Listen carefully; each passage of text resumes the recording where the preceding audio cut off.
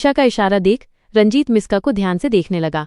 मिस्का का चेहरा देखते देखते धीरे धीरे उसकी आंखें बड़ी होने लगीं। अचानक से जैसे रंजीत को कुछ याद आया और रंजीत की आंखें हैरानी से फैल गईं। वो मिस्का को देख बोला, तुम तो वही हो।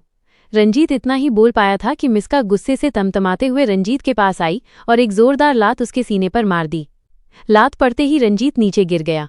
उसके उठने से पहले ही मिस्का ने उसका गला पकड़ लिया और दांत पिसते हुए बोली, अब याद आया तुझे कि मैं कौन हूं और तू यहाँ क्यों है?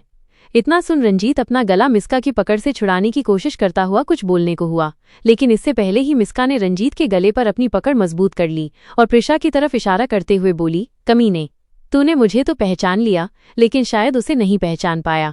उसकी बात सुन रंजीत प्रिशा को देख हकलाते हुए बोला, दे देखो प्रिशा, मुझे छोड़ दो, तुम जानती नहीं हो मेरे डैड तुम नहीं। रंजीत का इतना बोलना ही प्रिशा के गुस्से की आग में चिंगारी पैदा करने के लिए काफी था। तभी अचानक वहां एक चीख गूंज गई, क्योंकि प्रिशा ने बिना सोचे समझे और रंजीत की तरफ देखे साइड में रखी गन से रंजीत पर गोली चला दी। गोली लगते ही रंजीत की एक दर्द से भरी चीख उस जंगली एरिया में गूंज गई थी। रंजीत की हालत जिंदा लाश की जैसी हो चुकी थी, लेकिन वहां मौजूद किसी इंसान की आंखों में उसके लिए दया जैसा कोई भाव नहीं था। तभी प्रिशा दांत पिसते हुए बेहद लाल आंखों से बोली, तेरे बाप को और उसकी करतूतों को जानती हूं, इसीलिए आज मैं यहाँ हूं। और तू चिंता मत कर, तू अभी चल, शाम तक तेरा बाप भी तेरे पास ही होगा। इतना बोल उसने मिस्का को इशारा किया। उसका इशारा पाते ही जैसे मिस्का का सारा गुस्सा फूट पड़ा।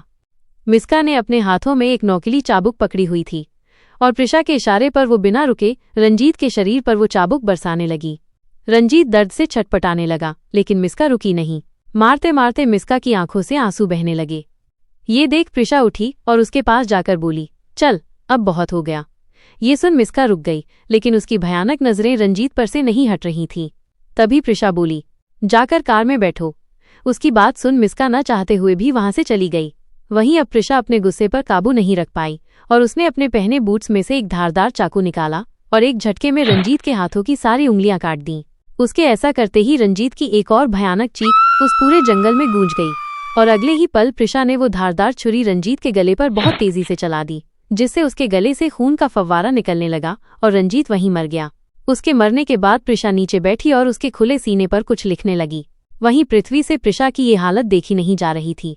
पृथ्वी ने बहुत अफसोस के साथ अपने मन में कहा, परी तुम क्या बन गई हो, तुम नॉर्मल क्यों नहीं हो? फिर वो आसमान की तरफ देख बोला, हे भगवान, किसी ऐसे को भेज दो जो इस बच्ची को इसके दर्द से राहत दे दे, जो इसे इसकी तकलीफों से आजाद कर दे।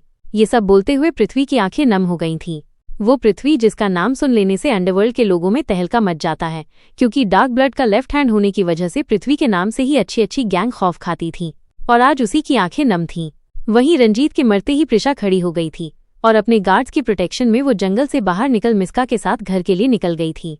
वहां से जाने से पहले प्रिशा ने अपने आदमियों को आगे क्या करना है सब समझा दिया था। प्रिशा अपने बाथरूम में खड़ी ये सब याद कर रही थी। फ्रेश होने के बाद वो अपने कमरे में आई और अपनी नजरें पूरे कमरे में घुमाने लगी। कमरे में किसी को ना पाकर वो अपने मन में बोली, सोचा था अपने सबसे जरूरी काम के लिए जाने से पहले आपको देख लूं, पर आपको देखना शायद आज नसीब में नहीं। ये सोच उसके चेहरे पर एक दर्द भरी मुस्कान आ गई, पर अगले ही पल वो मुस्कान गायब हो गई। प्रिशा ने धीरे से खुद से कहा, मैं नहीं जानती कि मैं आपसे जुदाई के कारण मरूंगी या अपने दर्द से, लेकिन मेरा मरना तय है। लेकिन जनरल साहब, इस जन्म में मैं आपकी आंखों में खुद के लिए नफरत नहीं देख सकती। ये सब बोलते हुए प्रिशा के चेहरे पर दर्द की लकीरें उभर रही थीं, लेकिन प्रिशा ने अपने जज्बातों को काबू किया और तैयार होकर हॉल में आ गई। प्रिशा इस वक्त भी अपने हमेशा वाले डार्क कपड़ों में थी। उसकी आंखों पर इस वक्त एक गॉगल्स भी था, जिससे उसकी वो सुर्ख लाल आंखें छुप रही थीं। मिस्का हॉल में पहले से ही मौजूद थी और हॉल में ही सोफे पर देविका जी और राजेश्वरी जी बैठी हुई थीं। राघव जी इस वक्त ऑफिस में थे और अहाना और समर कॉलेज गए हुए थे। दोनों लड़कियों को तैयार देख देविका जी ने बड़े प्यार से पूछा, प्रिशा बेटा, आप दोनों कहीं जा रहे हो क्या? उनकी बात सुन मिस्का ने जवाब दिया, जी आंटी, प्रिशा को मुकेश अंकल और लता आंटी की बहुत याद आ रही थी, इसीलिए मैंने उससे कहा कि चलकर मिलाते हैं। ये सुन राजेश्वरी जी बोली, अच्छा ठीक है बेटा, आप दोनों अच्छे से जाओ, और प्रिशा बेटा, तुम्हारा जब तक मन रहे वहां रहना। उनकी बात सुन प्रिशा ने अपना सिर बस हाँ में हिला दिया। फिर दोनों बिना कुछ बोले वहां से निकल गईं। उनके जाने के बाद देविका जी थोड़ी परेशान होते हुए बोली, माँ जी, क्या आपको भी कुछ अजीब लगा? देविका जी की बात सुन राजेश्वरी जी दरवाजे की तरफ देख बोली, आज प्रिशा बेटा कुछ अजीब लग रही थी। इतना बोल वो देविका जी को देखते हुए बोली, अरे बहू, तुम चिंता मत करो, सब ठीक है। उनकी बात सुन देविका जी भी ये आस लगा बैठी कि सच में सब ठीक है और वो फालतू में ज्यादा सोच रही हैं। वहीं दूसरी तरफ आर्मी बेस पर रेयांश और विराज एक कैबिन में बैठे थे। विराज और रेयांश दोनों रंजीत की मौत के सिलसिले में बात कर रहे थे, पर आज रेयांश का ध्यान बार बार अपने काम से हट रहा था, क्योंकि रेयांश की आंखों के सामने ही खुली खिड़की थी, जिससे खुले आसमान में चमकता हुआ चांद दिखाई दे रहा था। रेयांश की नजर बार बार उस चांद पर जा रही थी और उसे देख रेयांश के जहन में बस एक ही चेहरा आ रहा था, वो चेहरा जो उसे देख मुस्कुरा रहा था। अचानक रेयांश के मुंह से एकाएक निकला, प्रिशा। वहीं विराज, जो बहुत देर से चुपचाप रेयांश के चेहरे को देख मुस्कुराए जा रहा था, वो ये सुन बोला, ओह, तो आज जनरल साहब का मन कहीं और ही है। उसकी बात सुन रेयांश झेप गया। उसने इधर उधर देखते हुए कहा, क्या कह रहे हो तुम? ऐसा कुछ नहीं है, मेरा ध्यान वहीं है जहां होना चाहिए। उसकी बात सुन विराज हंसने लगा। उसे हंसता देख रेयांश चिढ़ गया और उसने विराज को देखते हुए कहा, अपना ये दिमाग काम में लगाओ, ना कि फालतू चीजों में। इतना बोल वो आर्मी बेस से निकलने की तैयारी करने लगा। ये देख, विराज भी सीरियस हो गया। उसने उठते हुए बोला, देख रेयांश, मैंने प्रिशा की आंखों में तेरे लिए कुछ देखा है, ऐसा कुछ जो बहुत अलग है, और शायद इस बात का एहसास तुझे भी है। तो मैं बस इतना ही कहूंगा कि जो रिश्ता तूने अपने मकसद को पूरा करने के लिए जबरदस्ती जोड़ा था, हो सके तो उसे निभाकर देख। इतना बोल वो रेयांश के चेहरे को देखने लगा, जो उसकी बात सुन एक्सप्रेशनलेस हो गया था। रेयांश ने कठोर लहजे में ही कहा, उसका और मेरा कोई फ्यूचर नहीं है, ये तुम भी जानते हो। मैं कौन हूं और क्या हूं, इस बात से वो रूबरू नहीं है, और जब उसे पता चलेगा तो ये मोहब्बत का भूत उसके सर से उतर जाएगा। ये बोल वो जीप में बैठ गया। इसके बाद विराज ने उससे कुछ नहीं कहा, वो बस रेयांश के चेहरे को देखने लगा। वो था तो बिल्कुल खाली, लेकिन उसकी आंखों में कुछ था। फिर कुछ ही मिनट में वो दोनों अपने घर के लिए निकल गए। वहीं दूसरी तरफ विनोद बजाज को डैनी का कॉल आ चुका था और उसने रात में डार्क ब्लड के साथ होने वाली मीटिंग के बारे में उसे बता दिया था, और डार्क ब्लड को खत्म करने का पूरा प्लान भी वो लोग बना चुके थे। इस वक्त विनोद अपने मेंशन में ही था। टिया भी उसके साथ ही थी, क्योंकि उसके डैड ने अभी जो भी होगा उसकी खबर उसे दे दी थी। इस वक्त विनोद के मेंशन में गार्ड्स की एक फौज थी, जो उसकी सेफ्टी के लिए तैनात थी। कहा जा सकता था कि प्रिशा के वहां आने से पहले विनोद ने उसे खत्म करने का सारा प्लान तैयार कर लिया था। वहीं दूर मैक्सिको सिटी में एक बहुत लग्जरियस होटल के अंदर 3 लोग बैठे ड्रिंक कर रहे थे। ये वही लोग थे जिनके साथ मिलकर विनोद अपने सारे इलीगल काम करता था। कहा जा सकता था कि ये तीनों अंडरवर्ल्ड में पार्टनर हैं, जो हर बुरे काम में बराबर के हिस्सेदार हैं।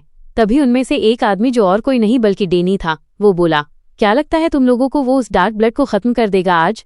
इतना बोल वो उन लोगों की तरफ देखने लगा। उसकी बात सुन उसके बगल में बैठा शख्स, जो इभान था, वो एक गंदी हंसी हंसते हुए बोला, अरे यार, अगर वो डार्क ब्लड को नहीं मार पाया तो डार्क ब्लड उसे मार देगी, और आखिर में फायदा तो हमारा ही होगा ना।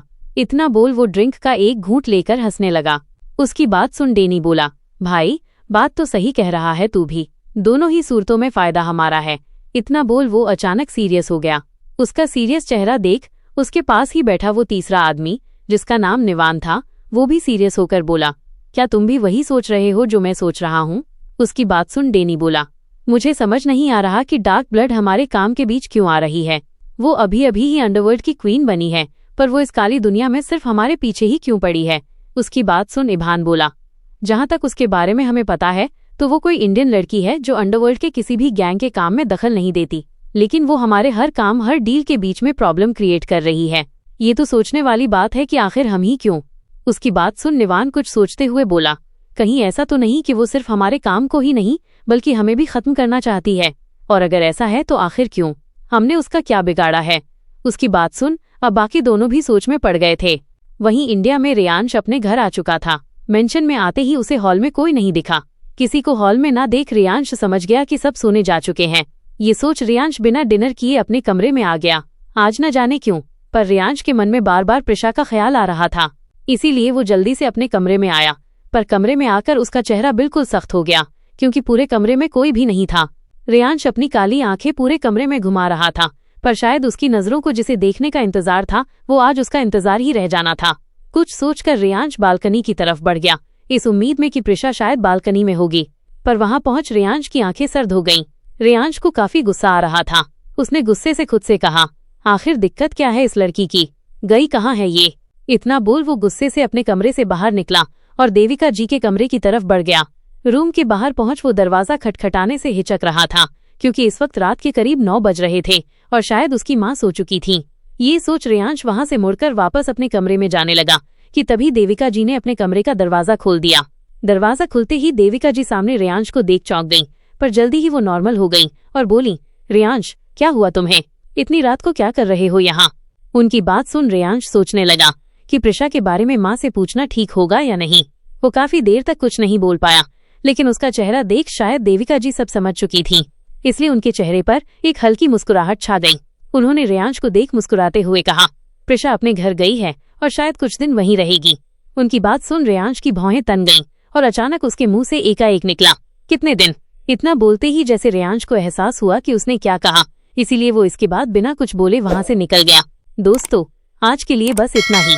आगे जानने के लिए देखिए डेडली डिजायर का अगला एपिसोड सिर्फ कहानी बॉक्स FM पर।